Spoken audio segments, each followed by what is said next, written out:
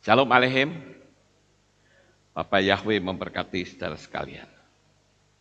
Pada saat ini saya akan menyampaikan satu materi, dan materi ini masih tetap sama temanya, saudara-saudara, yaitu pemisahan. Tapi kali ini saya beri angka 2, jadi pemisahan part 2. Ya. Kalau kita melihat saudara-saudara, di dalam dunia ini selalu ada dua sisi. Ya. Dan itu ternyata adalah kehendak Tuhan sendiri. Pada waktu yang lalu saya menyampaikan, ada hari Minggu kemarin, yaitu tentang Abraham dipisahkan 4 kali. Memang pemisahan itu sangat tidak nyaman, saudara-saudara. Tetapi kita harus tahu bahwa di dalam dunia ini selalu ada 2 kutub. Saya ambil contoh misalnya ketika dunia ini dijadikan, itu Tuhan sudah melakukan pemisahan. Di kitab Bereshit pasal 1 ayat yang keempat dikatakan, dan Elohim melihat bahwa terang itu baik, dan Elohim memisahkan antara terang dengan gelap. Nah, ada pemisahan, saudara-saudara. Jadi pemisahan itu ada kejelasan, kita itu ada di sudut mana. Kemudian kita juga melihat bagaimana umat Tuhan itu juga harus dipisahkan. Artinya orang yang sungguh-sungguh dan orang yang tidak sungguh-sungguh. Tidak bisa dicampur, Bapak Ibu. Kalau kita membaca di dalam kitab Gilyahna atau kitab Wahyu, di sana ada jemaat yang mendapat teguran dari Tuhan, yaitu jemaat Laodikia. Saya akan bacakan untuk saudara di dalam kitab Gilyahna pasal 3 ayat 15 sampai 16. Begini bunyinya. Aku mengetahui perbuatan-perbuatanmu, bahwa engkau tidak dingin, tidak pula panas. Kalau saja engkau itu dingin atau panas, jadi karena engkau itu suam-suam, tidak dingin, tidak panas, aku akan segera memuntahkan engkau dari mulutku. Jadi di ayat ini sangat jelas, saudara-saudara, bahwa Tuhan itu tidak menghendaki kita ada di sisi yang gradasi, hitam atau putih, sungguh-sungguh atau tidak. Enggak ada yang di tengah-tengah. Nah, ini yang harus kita pahami, Bapak Ibu. Oleh karena itu, dari ayat ini saya sudah tahu maksud keinginan hati Tuhan, yaitu jangan sampai kita berada di sisi yang abu-abu. Kalau mau yang hitam-hitam sekalian, kalau yang mau putih ya putih sekalian, nggak bisa abu-abu. Nah, jemaat ini ditegur, saudara-saudara, karena hitam enggak, putih enggak, panas enggak, dingin juga enggak, suam-suam kuku. Orang Jawa bilang tuh anget-anget tai ayam. Jadi ini arahnya kemana enggak jelas, saudara. Jemaat Laodikia itu saya menyebut dengan istilah jemaat yang bunglon. Di akhir zaman ini, Bapak Ibu, Bapak Yahweh menghendaki agar kita itu mau sungguh-sungguh. Karena dengan sungguh-sungguh, kelak saat Yesua datang untuk yang kedua kali, maka kita pasti akan menyongsong Tuhan di awan-awan yang permai. Jadi, kalau kita melihat dari apa yang Tuhan inginkan, itu respon dari kita, saudara-saudara.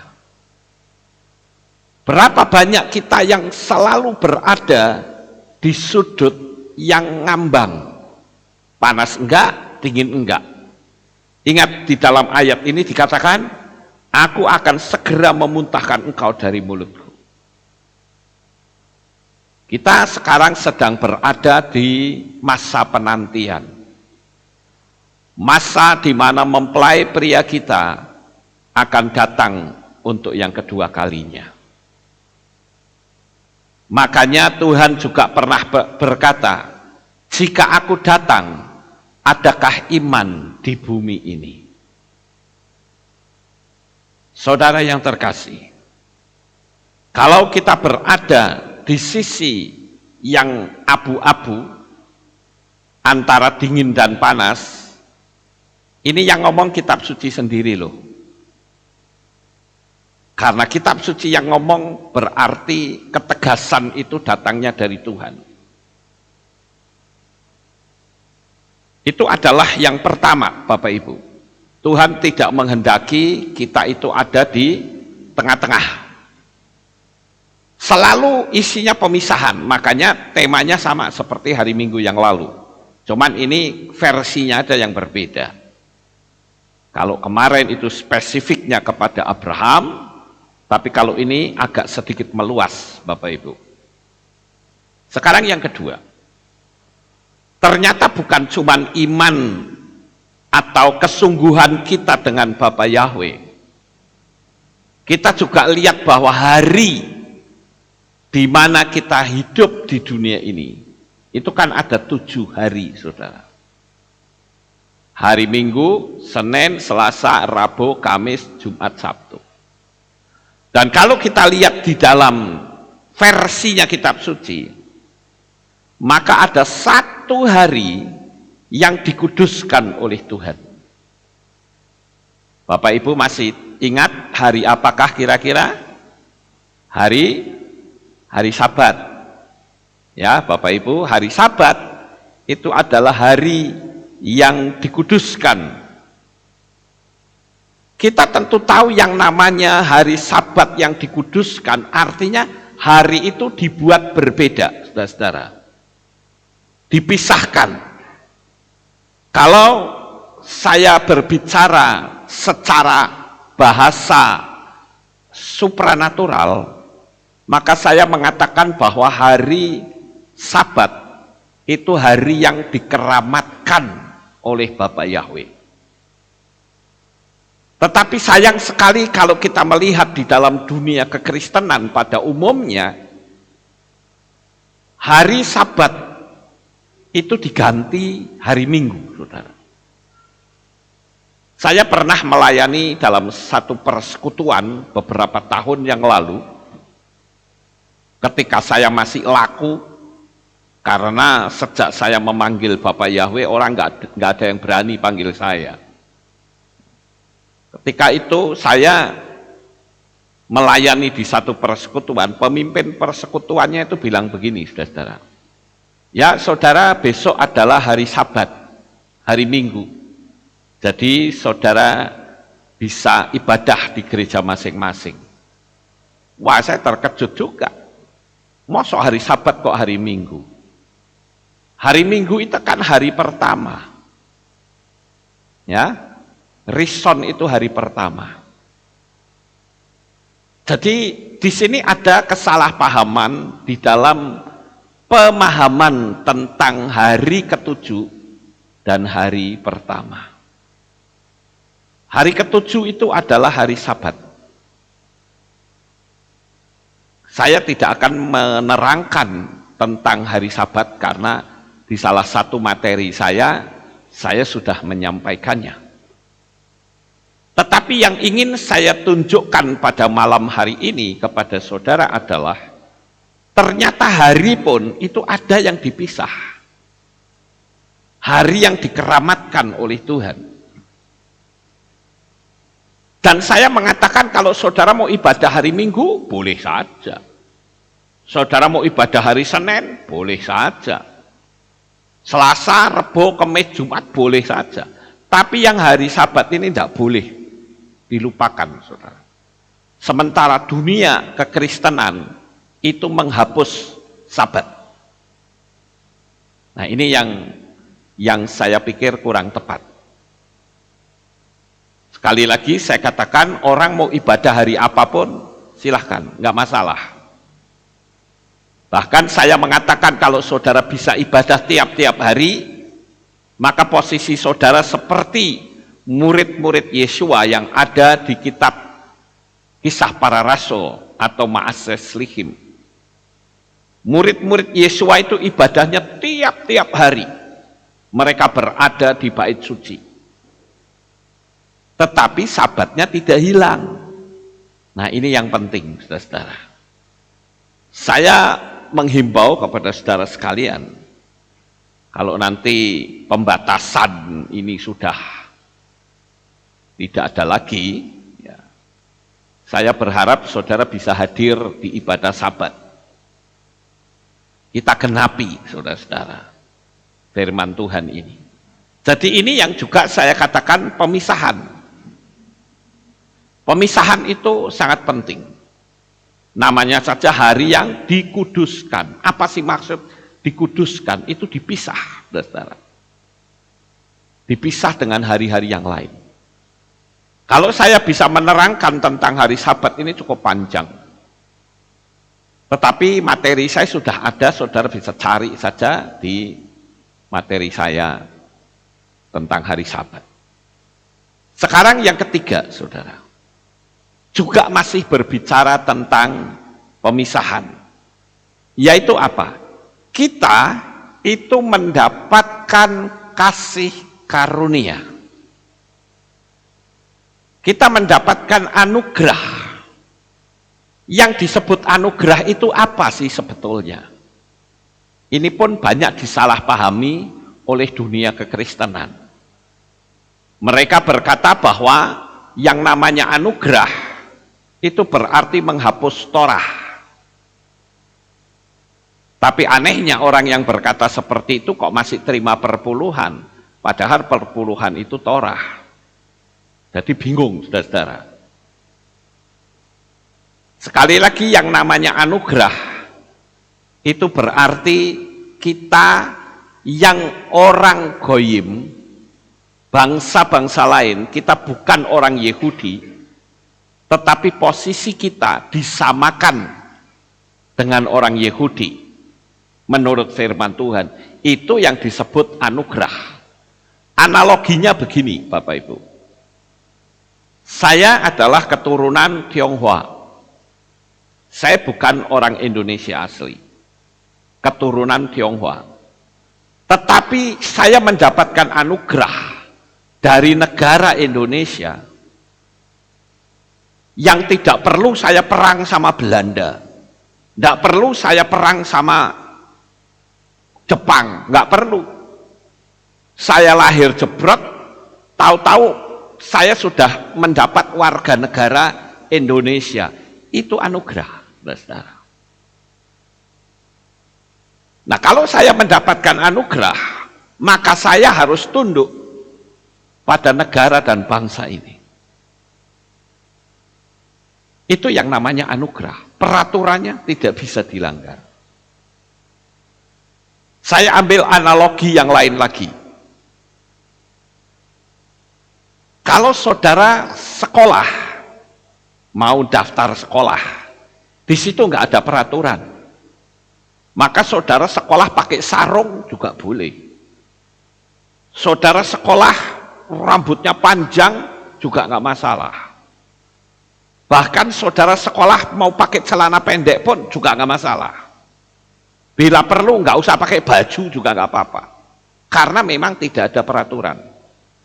Tetapi begitu peraturannya dibuat, sekolah harus yang rapi, tidak boleh pacaran, tidak boleh ini, tidak boleh itu, torahnya, saudara, aturannya. Kita harus menggenapi aturan itu. Nah, ternyata ada orang yang bisa menggenapi aturan itu. Apakah berarti aturan itu tidak berlaku karena sudah ada yang menggenapi? Tentu saja tidak. Aturan tetap jalan. Sama seperti kita. Kita percaya kepada aturan yang ditulis oleh kitab suci, yaitu Torah. Jangan kita membunuh, jangan kita menjadi saksi dusta, jangan kita ini menjadi pencuri, hormatilah ayah ibumu, itu kan Torah. Dan Torah itu harus dilaksanakan sampai kapanpun. Jadi ketika kita mendapatkan anugerah, maka hidup kita pun dipisah. Dan kita dipisah bukan cuma rohnya saja, tetapi juga dipisah mentalnya, dipisah sikap hidupnya, dipisah gaya pikirnya. Semua harus berbeda dan terpisah dari kehidupan kita yang lama. Bapak Ibu Saudara yang terkasih, memang yang namanya pemisahan itu harus terjadi kalau kita mau menjalani kehidupan ini dengan baik dan benar. Saya akan bacakan ayat firman Tuhannya di dalam kitab Wayikra atau kitab Imamat pasal 20 ayat 24 sampai 26. Demikian bunyinya. Dan aku telah berfirman kepadamu, kamu pasti memiliki negeri mereka, dan aku akan memberikan kepadamu untuk memiliki negeri yang berlimpah dengan susu dan madu. Akulah Yahweh Elohimmu yang telah memisahkan kamu dari bangsa-bangsa lain. Dan kamu harus memisahkan antara hewan yang tahir dengan yang najis, dan antara burung yang tahir dan yang najis. Dan janganlah kamu mencemarkan hidupmu dengan hewan, dan dengan burung, dan dengan setiap yang merayap di tanah yang telah kupisahkan darimu untuk menajiskannya. Dan kamu harus menjadi kudus bagiku, sebab aku ini Yahweh, kudus. Dan aku telah memisahkan kamu dari antara bangsa-bangsa untuk menjadi milikku. Kembali dipisah, saudara. Jadi kita tidak boleh membawa aturan-aturan lama kita. Makanya banyak orang yang menganggap bahwa setelah Yesua datang ke dalam dunia ini, Torah tidak berlaku. Oh, kata siapa, saudara? Yesua sendiri mengatakan bahwa aku datang bukan menghapus Torah, tetapi justru aku menggenapi Torah. Saya pernah berbincang-bincang dengan seseorang. Ketika saya berkata itu, kenapa ya Pak Pendeta anti Torah tapi kok menerima perpuluhan? Dia bilang begini, loh perpuluhan itu kan di kitab zamannya Abraham. Zaman Abraham itu belum ada Torah katanya. Nah, Bapak Ibu yang terkasih, zaman Abraham belum ada Torah, tetapi kita harus tahu bahwa yang namanya Torah itu ada 3 macam. Saya mengenal dengan yang pertama, yaitu Torah Sebalpe. Torah Sebalpe itu artinya Torah lisan. Kenapa Abraham kok bisa mengembalikan perpuluhan? Siapa yang ngomong? Bukankah Torah tertulis itu ada di zaman Mose? Makanya saya menyebut dengan Torah Sebalpe. Abraham juga tahu aturan-aturan hidup yang benar itu seperti apa. Karena dia mendengar langsung dari mulut Tuhan. Dari mulutnya Bapa Yahweh. Itu yang disebut dengan Torah Sebalpe. Kemudian pada zaman Mose atau zaman Musa, Torah itu ditulis yang dikenal dengan 10 perintah Elohim. Ditulis. Nah itulah yang dikenal dengan Torah Sebiktaf. Torah Sebiktaf artinya Torah tertulis. Sekarang pertanyaannya adalah, Torah lisan sudah ada, diteguhkan dengan Torah tertulis.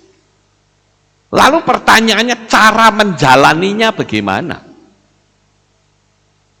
Cara menjalaninya adalah ikuti gaya hidupnya Yesua. Makanya Yesua disebut sebagai Torah Hayim atau Torah kehidupan. Jadi Bapak Ibu, tidak ada istilah Torah dihapus, itu tidak ada. Yesua tidak menghapus Torah. Rabi Shaul atau Rasul Paulus juga tidak menghapus Torah. Lalu siapa kita kok bisa menghapus Torah? Justru kita yang dari luar ikutin polanya apa yang ditulis dalam Torah. Yesua datang itu menyempurnakan Torah. Kalau Torah itu berkata jangan membunuh, ketika Yesua datang, Yesua katakan bahwa kalau kamu membenci seseorang, kamu sudah menjadi seorang pembunuh. Lah ayo kita mau tanya diri kita, kalau kita mau menggunakan ukurannya Yesua, jangan-jangan saudara yang ikut ibadah pada malam ini bisa jadi disebut pembunuh. Ayo, apa enggak berat Bapak Ibu? Yesua menyempurnakan. Jangan mencuri. Kategori mencuri itu kalau sudah mengambil harta milik orang. Tetapi ketika Yesua menyempurnakan Torah, maka saudara punya keinginan untuk mengambil punya orang saja, baru keinginan itu sudah dianggap pencuri. Jadi semakin berat sebetulnya kalau saya katakan Bapak Ibu. Ya, itu yang ketiga, dipisahkan. Dan saya sangat senang istilah kata pemisahan ini, karena memang jadi jelas saudara. Sekarang kita lihat yang keempat. Ternyata Bapak Yahweh itu juga pernah memisahkan antara kelompoknya Mose dengan kelompoknya Korah dan Abiram. Di kitab Bemidbar atau kitab Bilangan, di sana diceritakan tentang orang yang bernama Korah dan Abiram. Ternyata dia menghasut 250 orang untuk memberontak kepada Mose.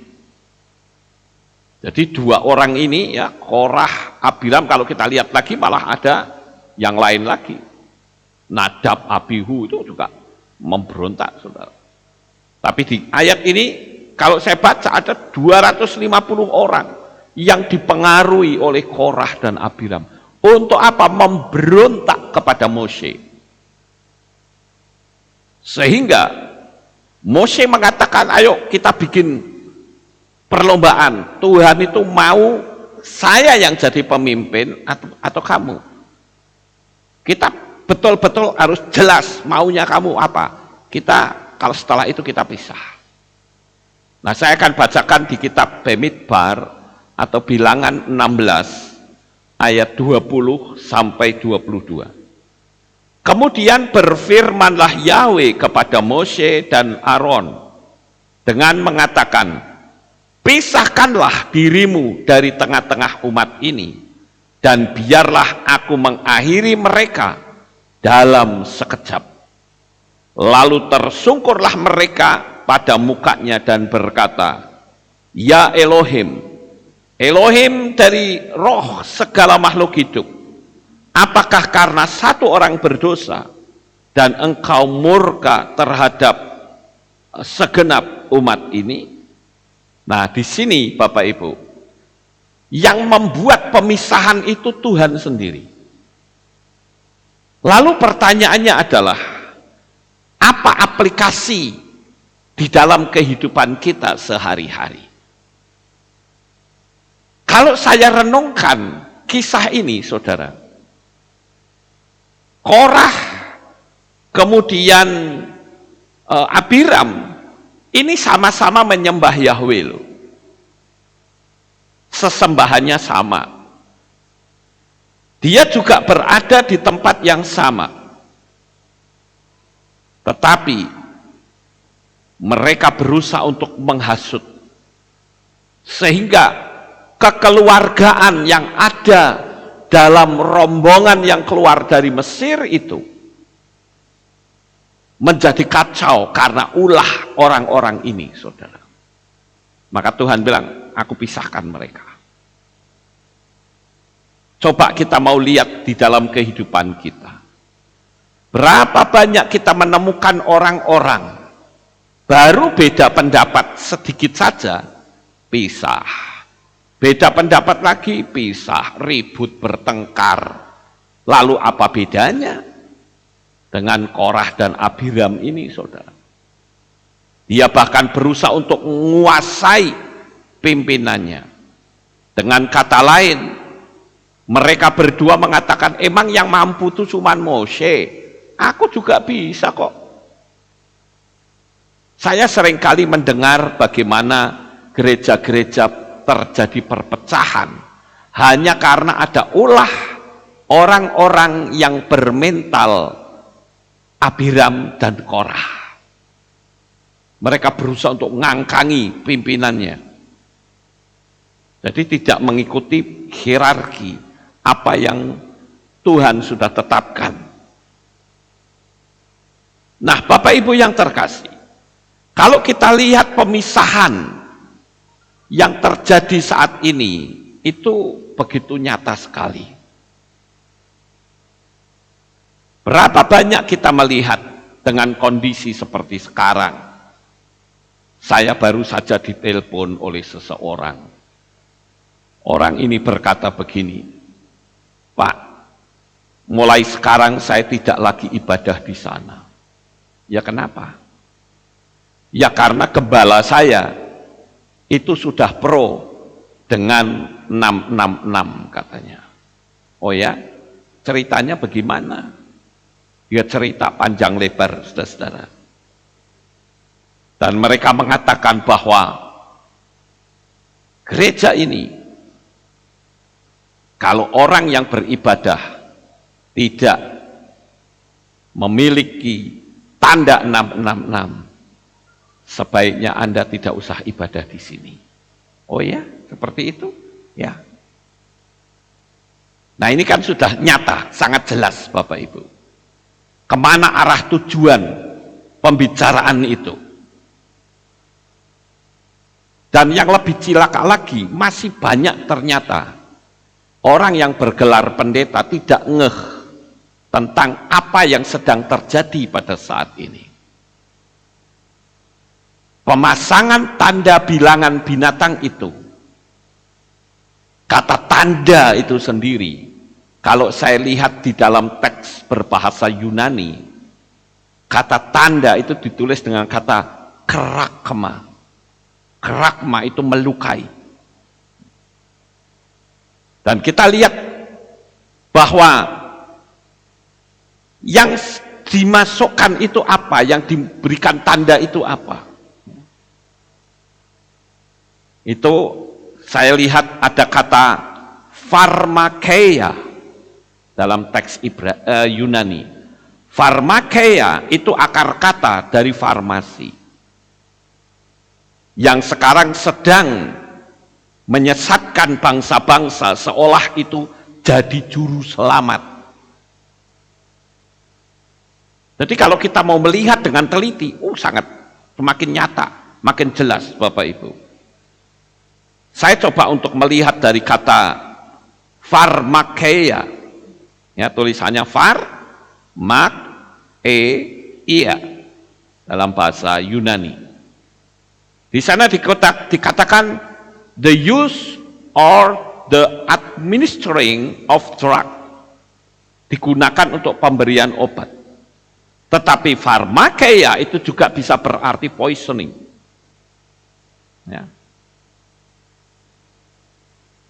Oleh karena itu Bapak Ibu yang terkasih, Kalau kita melihat ini betul-betul terjadi pemisahan.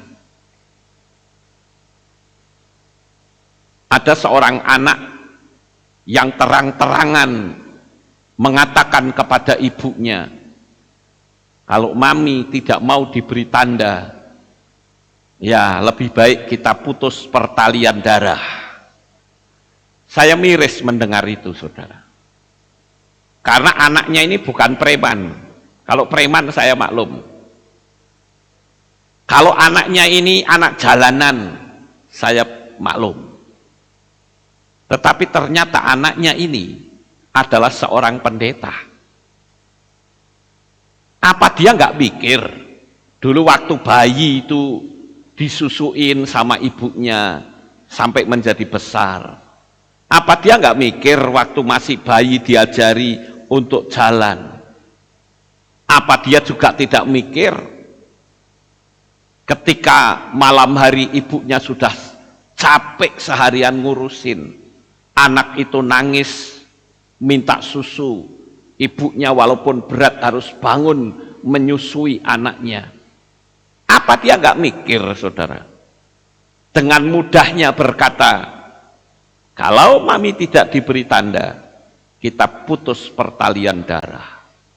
Hebat ya spiritnya, saudara. Itu nyata sekali loh spiritnya. Sekarang apa kaitannya? Orang sehat itu kan punya kebutuhan tubuh masing-masing. Yang ini penanganannya seperti ini.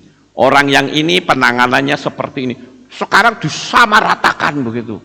Ya nggak bisa, saudara. Faktanya kalau terjadi hal-hal yang tidak diinginkan, orang lepas tangan semua. Nggak ada yang mau bertanggung jawab. Makanya saya bilang ini spiritnya cukup luar biasa, saudara. Kita akan lihat yang berikutnya, yang kelima. Yang kelima yaitu Yesua memberitahu adanya pemisahan antara lalang dan gandum, domba dan kambing. Sekarang banyak yang nampaknya rohani, tetapi sebetulnya dia kelasnya itu bukan kelas domba, tapi kelasnya kelas kambing, saudara. Kalau saudara lihat di dalam kitab suci, itu diceritakan tentang adanya seorang yang menabur benih gandum di ladang.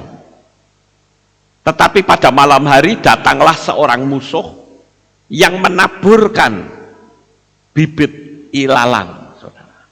Sehingga bibit gandum dan bibit ilalang tumbuh bersama. Lalu orang berkata, kita babat saja. Tapi pemiliknya berkata, oh jangan. Kalau nanti dibabat, nanti gandumnya bisa kena. Biarkan saja mereka tumbuh bersama. Nanti kalau sudah masanya panen, mereka akan dipanen, maka akan dipisahkan. Yang gandum kumpul sama gandum. Yang ilalang akan kumpul dengan ilalang, nanti tinggal diikat dan dibakar di dalam api. Itu pemisahan, saudara. Kalau saya renungkan, itu persis seperti ketika kita melihat di salah satu gereja atau kehilat atau persekutuan. Ada orang-orang yang berjenis ilalang, saudara. Nah, orang-orang yang seperti ini jangan dibabat. Ini menurut perumpamaan tadi, jangan dibabat. Biarkan saja bertumbuh. Karena kalau dibabat, nanti ilalang ini bisa membawa benih gandum yang baik. Mungkin karena itu familinya, mungkin karena itu saudaranya, bisa, saudara. Jadi dari sini saya bisa melihat bahwa pemisahan itu terus-menerus terjadi. Makanya di alam sana pun ada pemisahan antara sorga atau syamayim dengan neraka. Kalau kita bicara sorga neraka, orang pernah tanya sama saya begini, Pak Lukas, kalau Tuhan itu maha kasih, lah kok Tuhan buat atau bikin neraka? Itu kan bikin sengsara. Lah mbok sudah manusia masukkan surga semua saja. Kan Tuhan itu kasih. Saya jawab begini, saudara-saudara. Betul, Tuhan itu kasih. Dan kalau manusia yang berdosa itu ikut dimasukkan ke samayim atau ke surga, pertanyaan saya, apa mereka bisa tahan dengan kemuliaan yang begitu luar biasa? Bisa-bisa orang itu terbakar di sana, nggak akan tahan. Saudara masih ingat bagaimana ketika Raja Daud membawa pulang tabut perjanjian dari Baali Yehuda ke Yerusalem? Ada anak-anak imam, ya, di sana tertulis ada Uzza dan Ahyo. Ketika tabut itu miring, dia coba untuk menahan, tapi karena dia tidak mengkuduskan diri, ketika tangannya menyentuh tabut itu, maka dia jatuh dan mati. Itu kemuliaan Tuhan, saudara. Itu sebabnya saya katakan Tuhan itu menjadikan neraka supaya orang-orang yang hidupnya itu tidak baik akan masuk ke neraka. Terbakarlah di situ daripada terbakar di Syamayim. Tetap aja terbakar, mereka nggak akan kuat, saudara. Saya jawab demikian. Makanya saya katakan bahwa perbedaan antara lalang dan gandum ini sangat menyolok sekali. Wujudnya sama, tapi perbedaannya adalah ketika mereka sudah bertumbuh dengan sempurna, yang ilalang tidak menghasilkan buah. Tapi kalau yang gandum, begitu sudah bertumbuh, dia akan menghasilkan buah. Jadi kalau saya aplikasikan di dalam kehidupan kita sehari-hari adalah, saya boleh bertanya dong kepada saudara, sudah berapa lama saudara percaya kepada Sang Pencipta yang bernama Bapa Yahweh di dalam Yeshua HaMashiach? Sudah berapa lama? Kalau sudah lama, pertanyaannya, apakah benar Anda sudah berbuah dalam kehidupan berbuah pertobatan? Ini yang penting, saudara. Saya beberapa waktu yang lalu sempat di WA oleh seseorang, perempuan. Dia WA saya begini, "Papi, saya ini memberitakan tentang sebuah kebenaran. Ternyata orang ini memaki-maki saya habis-habisan.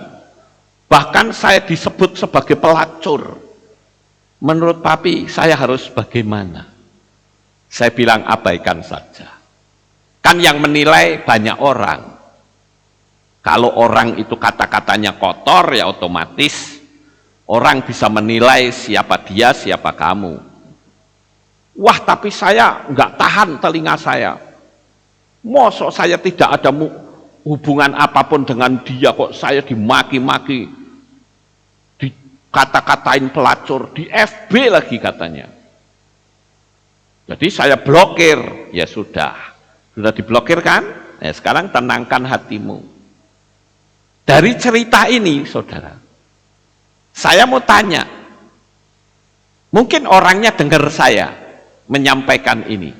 Jikalau saudara mendengar dan itu adalah engkau orangnya, bertobatlah. Kenapa harus menggunakan kata-kata kasar yang tidak nyaman didengar? Kenapa tidak dijapri saja, lalu ditanya secara baik-baik? Akan lebih sempurna ketimbang mengucapkan kata-kata yang kasar dan dipamerkan banyak orang. Mohon maaf ya, kalau kata-kata saya mungkin agak kurang nyaman, saudara. Tapi saya katakan ini mengingat apa? Saya mengasihi saudara. Engkau penyembah, pengagung Bapa Yahweh. Tetapi kalau cara berbicaramu dengan kata-kata yang kasar, bahkan cenderung lebih banyak mengoloknya daripada memberikan kekuatan iman pada orang lain, jujur saya meragukan iman saudara. Oleh karena itu, jangan sampai saudara adalah tergolong orang yang disebut ilalang. Maaf ya, nggak nyaman memang.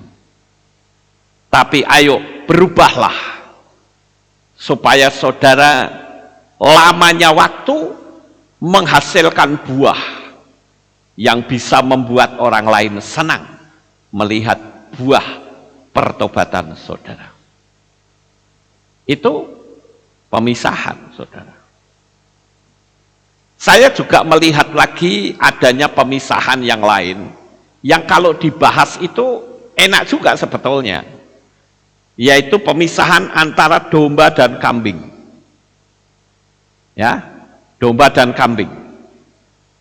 Apa sih perbedaannya kambing dan domba? Kambing itu suka berantem saudara. Dia gampang emosi. Saya pernah melihat di YouTube ada seorang perempuan yang sedang jalan loh. Dia jalan bawa tas. Ternyata di belakang itu ada kambing. Lah orang perempuan itu kok diseruduk saudara. Diseruduk itu dia apa? Disundang gitu. Ya, ditabrak pakai kepalanya. Ya jatuh saudara. Udah jatuh mau dilawan, kambingnya mundur lagi, nyerang lagi. Sampai orang-orang yang ada di sampingnya itu ikut membela. Kambingnya itu ditendang, tapi dia kelawan terus saudara.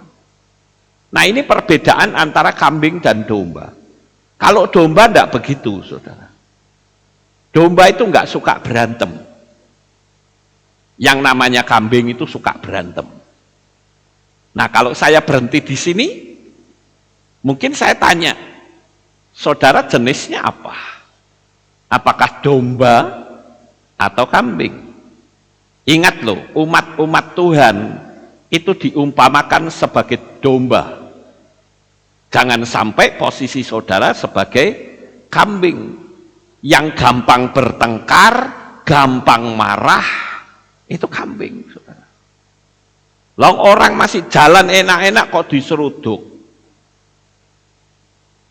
Lalu kesalahan orang ini itu apa? Itu loh. Ayo coba, Bapak Ibu yang terkasih, kita perlu bertanya pada diri kita masing-masing. Apakah saya ini jenisnya adalah kambing atau saya domba? Kalau kambing senang bertengkar, rasanya kalau belum bertengkar itu belum merasa hebat, saudara. Apalagi kalau ada orang yang ngomporin, wah kamu hebat, memang harusnya begitu, wah semakin menjadi-jadi, saudara. Jadi saudara bisa disebut sebagai kelas kambing karena suka berantem dan suka emosi, gampang marah. Itu yang pertama saudara. Jadi saya pikir ini kalau saya lihat masalah pohon gandum ya, dengan ilalang itu juga bisa diartikan. Kambing dan domba juga bisa diartikan. Ini harus dipisah. Karakter-karakter yang buruk buang semua. Saya berharap Bapak Ibu Saudara bukan orang yang gampang marah. Amin. Jadi sehari-hari jangan sampai saudara itu suka marah. Hitunglah sekali waktu. Dalam 1 minggu saya kalau ngamuk itu berapa kali? Nanti dikurangi. Dalam 1 minggu, nanti dikurangi lagi, terus nanti lama-lama akan hilang sama sekali. Kemudian yang kedua, saudara, apa sih perbedaan antara kambing dan domba? Ternyata domba itu ngerti suara gembala. Saya pernah lihat di YouTube, saudara, tayangan di sana, ada orang yang menguji coba. Ada kawanan domba yang sedang makan rumput. Kemudian ada, saya kira itu kok tur ya, peserta tur. Dikasih tahu, coba itu panggil domba-domba itu. Dia mau datang ke sini enggak? Dipanggil, saudara. Dengan panggilan yang aneh-aneh gitu. Enggak ada tuh satupun dombanya yang mau ngelinguk saja enggak. Noleh saja enggak, saudara. Biarin aja makan. Makan rumput. Tapi begitu mereka sudah nggak bisa lagi, sudah teluk semua ya, kapok semua. Kemudian sekarang tinggal gembalanya. Begitu gembalanya itu memanggil, itu langsung domba-dombanya itu bisa pada langsung berbunyi, lalu pada datang, saudara-saudara. Wah, ini luar biasa ya. Seperti yang kitab suci tulis, bahwa domba itu mengenal suara gembala. Bapak Ibu Saudara yang terkasih, kita punya gembala agung, gembala yang sangat sempurna. Dialah Yeshua HaMasiah. Kita harus dengar suara gembala agung kita. Dia tidak pernah mengecewakan kita, dan dia selalu memberikan perlindungan, pertolongan kepada kita. Makanya di masa-masa seperti ini, ketika tiba-tiba malam hari, saudara kok aduh sesek badannya, nafasnya sesek gitu. Jangan panik, saudara-saudara. Langsung pikiran saudara, waduh kena corona ini, padahal bukan itu, saudara. Panik, ketakutan, imun saudara turun, mati, saudara-saudara. Begitu sesek, katakan dalam nama Tuhan Yeshua HaMasiah, sembuh, pasti sembuh. Kemarin ada seseorang yang bersaksi kepada saya. Dia itu masih agama lain, saudara-saudara. Dia datang ke pastori, dia bercerita panjang, dan malam harinya dia telepon sama saya.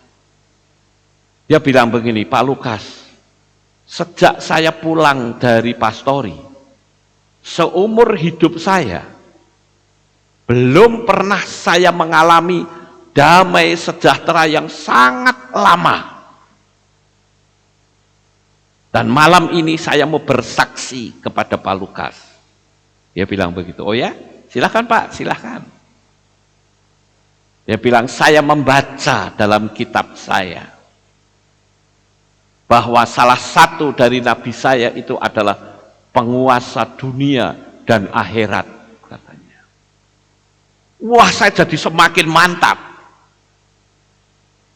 Saya percaya kepada Yeshua HaMasiah dan saya percaya kepada Bapak Yahweh. Saya bilang, kalau Bapak sudah betul-betul percaya, silahkan Bapak datang lagi ke pastori. Ya Pak, tapi bagaimana saya ini belum berani untuk menyampaikan kepada keluarga saya. Oh enggak apa-apa, enggak masalah. Bapak perkuat dulu imannya. Dan dalam waktu yang tidak lama, kalau ini sudah enggak ada lagi pembatasan, dia bilang saya mau ke tempat Pak Lukas. Dan saya tawari, baptis Pak, siap, dia bilang. Kita tinggal doakan saja supaya semakin mantap, Bapak Ibu. Ini sesuatu yang sangat luar biasa. Karena apa? Karena dia menyadari bahwa manusia hidup itu butuh keselamatan. Saya berkata kepada si Bapak ini, Pak, dulu saya juga sama kok seperti Bapak. Dan saya juga anti dalam dunia kekristenan. Tapi sekarang, saya begitu mencintai Bapak Yahweh dan Yeshua HaMasiah. nyawa saya, keselamatan saya sudah dijamin oleh tangan kasihnya akibat dia mati di atas kayu salib.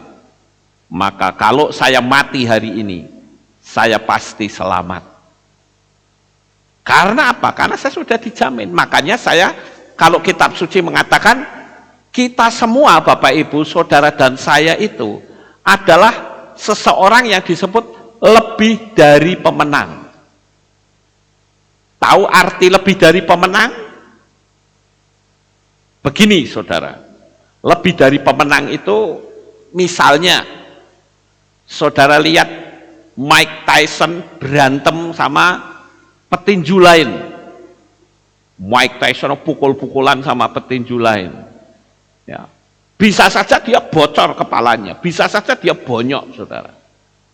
Tapi ketika Mike Tyson itu menang, uangnya dikasihkan kepada istrinya.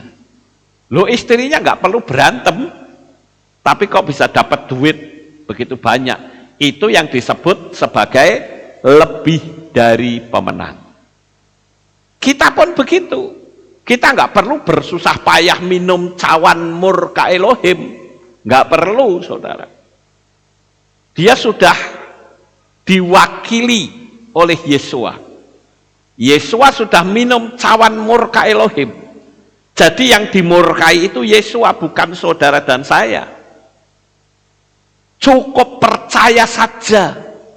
Tapi karena terlalu gampang, orang meragukan keselamatan.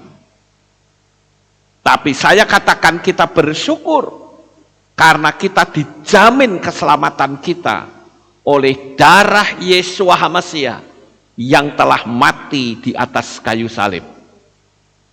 Dan kita ini dipisahkan, saudara. Dipisahkan dari hidup yang lama kepada kehidupan yang baru. Jadi sekali lagi, yang tadi saya katakan bahwa domba itu mengenal suara gembala.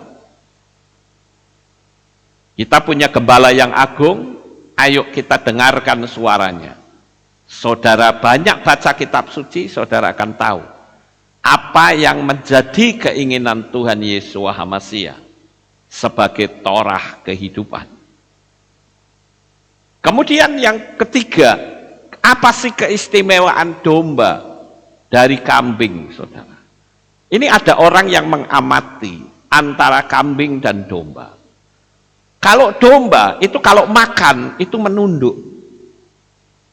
Tapi kalau kambing, kalau makan itu suka yang di atas-atas, ya. Makan tumbuhan yang menggantung. Artinya apa? Artinya domba ini dia banyak menunduk, menyadari, berbeda dengan kambing. Kambing itu lebih banyak mendongaknya, saudara. Domba itu tunduk, taat akan firman. Beda dengan kambing. Kalau kambing begitu diceritain tentang firman, jawabnya apa? Ah, aku sudah tahu itu. Gak usah ngomong, aku sudah ngerti. Nah, itu namanya kambing, saudara-saudara. Tapi kalau domba, baru kita mendengar firman sebentar saja, wah rasanya terenyuh banget. Aku bersyukur, karena apa? Aku hidup di zaman di mana Yesua sudah mati dan bangkit kembali, sehingga keselamatanku itu terjamin ketika aku nanti mati. Itu. Tinggal kita mengikuti saja apa yang firman Tuhan ajarkan, apa yang Tuhan mau dari kita. Kita lakukan saja, saudara-saudara. Beda dengan kambing, baru dikasih pemahaman, wah harus ngerti aku, rasa domongin. Nah itu kan suka begitu ya. Kemudian kita lihat perbedaan yang lain. Kalau domba itu senangnya berkumpul bareng-bareng, saudara-saudara. Hidup dalam kawanan, berbeda dengan kambing. Kambing itu tidak membutuhkan kawanan. Dia hidup sesuai dengan keinginannya sendiri. Kenapa Yesua memberitahu bahwa kita ini sebagai domba Elohim? Karena domba itu senangnya berkumpul, bersehati, kumpul bareng sama gembalanya. Kenapa ada kehilat, ada persekutuan, ada gereja? Supaya apa? Orang kumpul, saudara-saudara. Tapi setan kan tidak suka. Kalau bisa nggak usah ada gereja di dunia ini. Nggak usah ada kehilat. Ibadah saja sendiri di rumah masing-masing. Ya kalau seperti kondisi seperti ini ya apa boleh buat, saudara-saudara.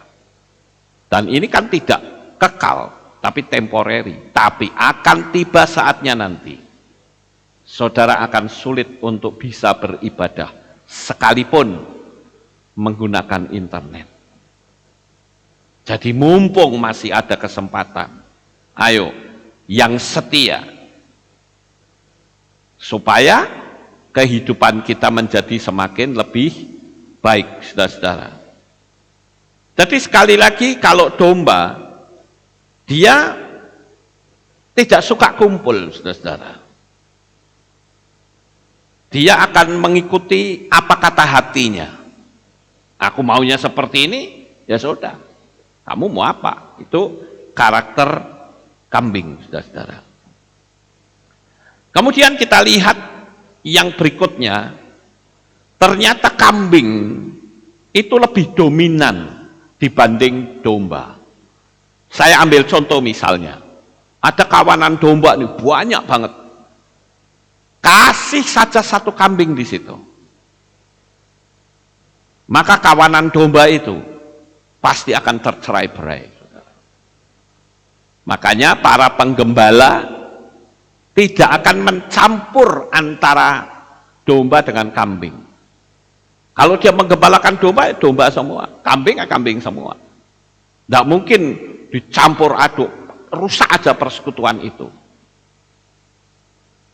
Nah, oleh karena itu Bapak Ibu Saudara, mari kita akan terus belajar supaya kita jangan memiliki karakter yang seperti kambing, karena kambing itu lebih dominan, memiliki pengaruh yang kuat.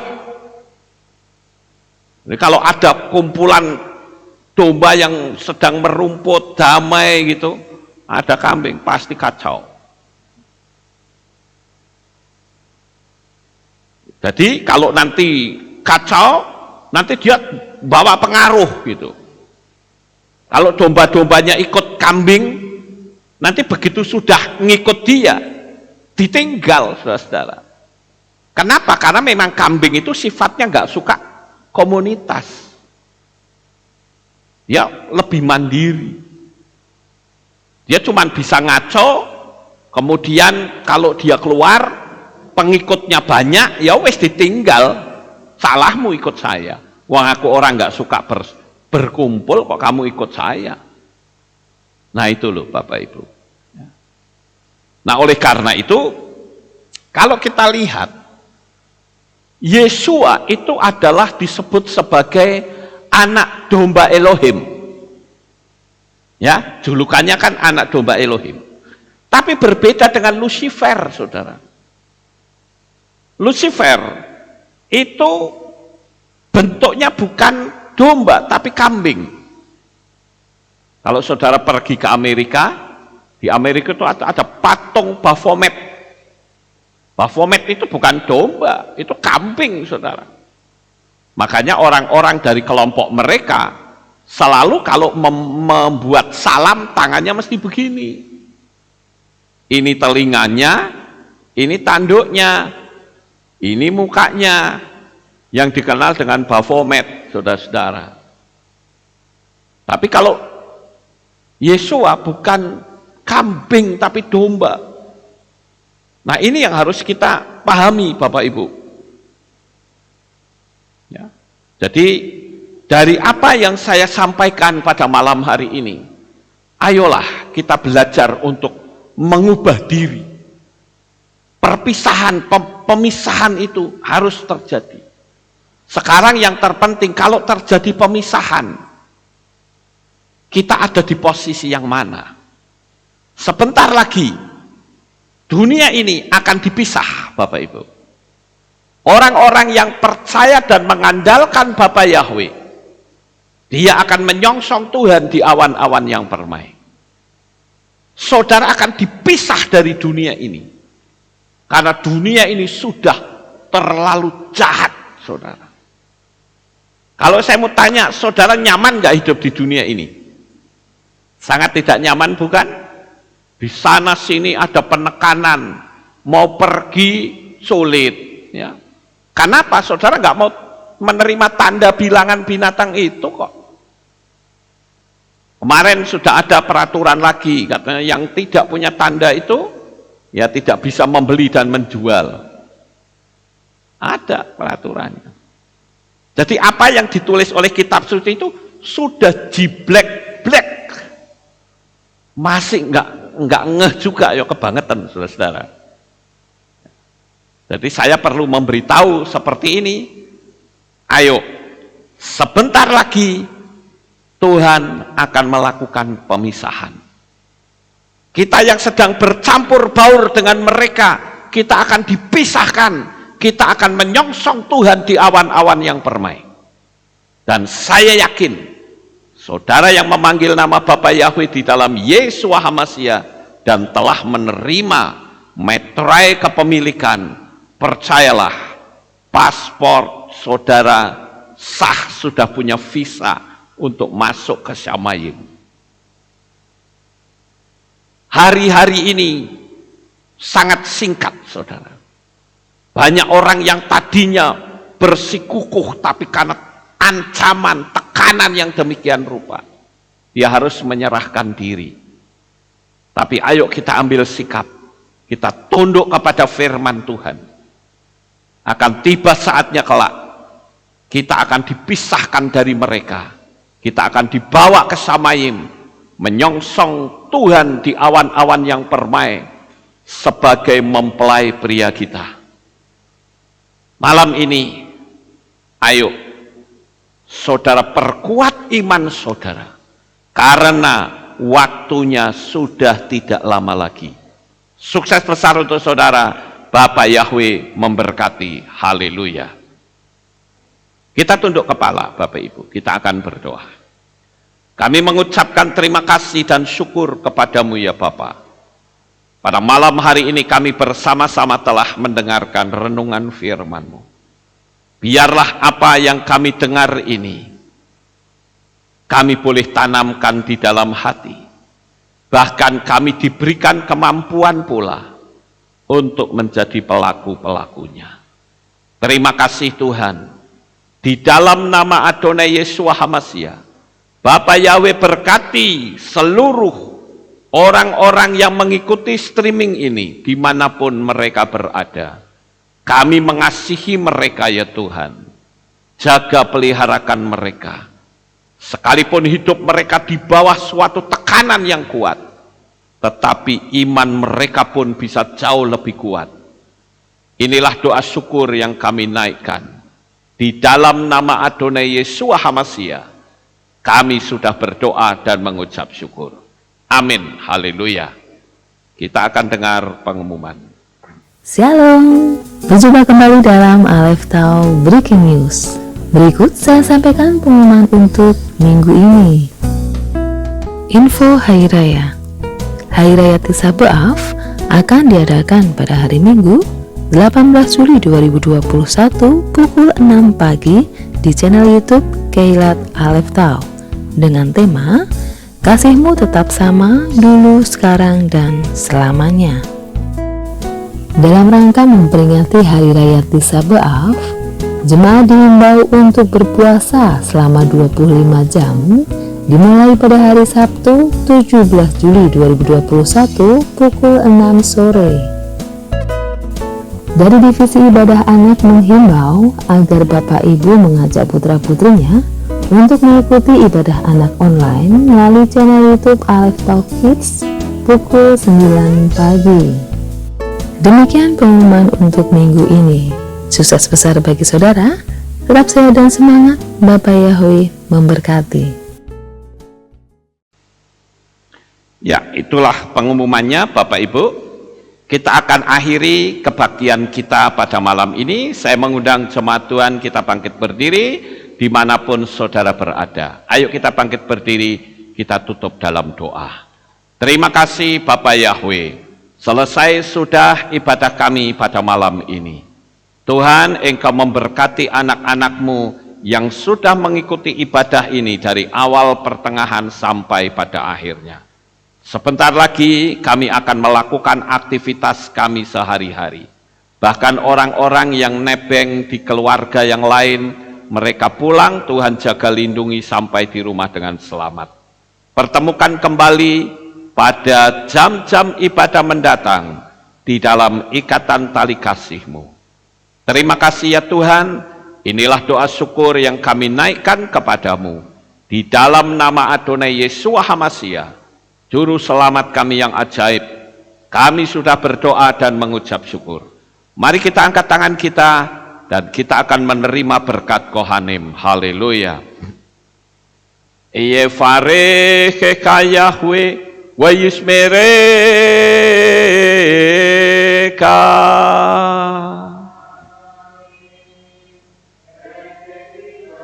Yair Yahweh panau eleka. Wihuneka.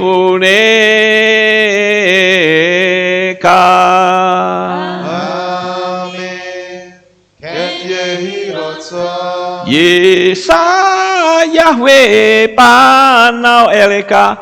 Wayashem lecha. Shalom. Amen. Ket yehi rotsa. Baruk atabair ufaruk atabasadeh. Engkau akan diberkati di kota dan kau akan diberkati di ladang. Amin. Baruk peripit neka ufriat matka ufri fahem teka shekar ala peka westeroconeka. Diberkatilah buah kandunganmu, diberkati hasil bumimu, diberkati hasil ternakmu, anak-anak lembumu dan anak-anak domba. Amin. Baruk tan akau misyarteka, diberkatilah bakulmu dan tempat adonanmu. Amin. Baruk ata boboik, au faruk ata berseteka, dan kau akan diberkati pada waktu engkau masuk, dan engkau akan diberkati pada waktu engkau keluar. Amin. Baruk ata Yahweh Elohenu melek haolam, besem Yeshua HaMashiach Ruach HaKodes kile olam faed. Kami sudah berdoa dan mengucap syukur. Amin. Haleluya.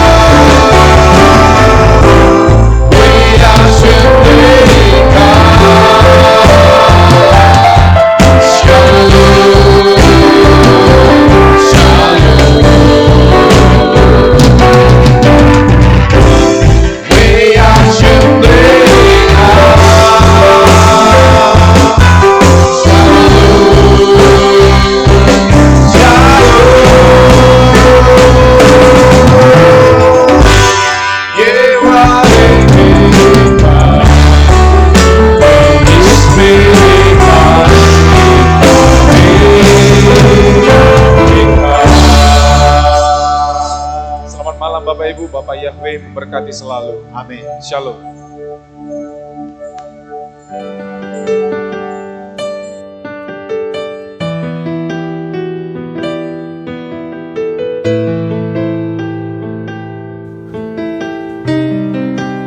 Segala pujian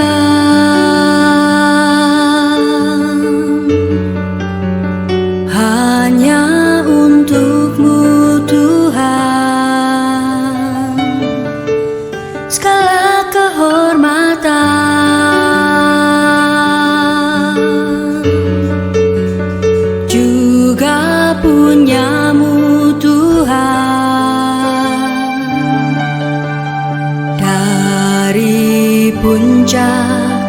puncak tertinggi, sampai lembah terlandai. Semua karya kasih cintamu, sujud menyembah Sang Maha Pencipta. Hatiku menari disertai derai air mata memanggil namamu, Yahweh, Tuhan.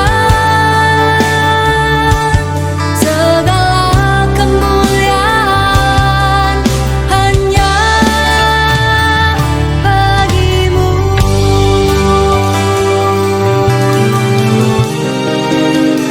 Engkaulah